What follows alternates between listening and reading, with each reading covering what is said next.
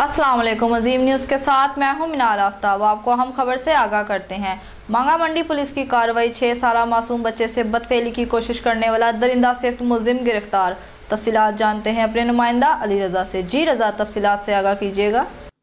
जी बिल्कुल, 6 साला मासूम बच्चे के साथ बदफेली की कोशिश करने वाला दरिंदा सिफ्त मुलजिम गिरफ्तार। मांगा मंडी के इलाका में 6 साला बच्चे से बदफेली की कोशिश करने की इत्तला मौसूल हुई, जिस पर एसपी सदर हफीजुर रहमान बुगटी ने फौरन मुलजिम की गिरफ्तारी के लिए हदायत जारी की। एएसपी रायवेंड रजा तनवीर की सरबराही में एसएचओ मांगा मंडी ने चंद घंटों के अंदर मुलजिम को गिरफ्तार कर लिया। मुलजिम वसीम के खिलाफ मुकदमा दर्ज करके मजीद तहकीकात के लिए इन्वेस्टिगेशन विंग के हवाले कर दिया गया।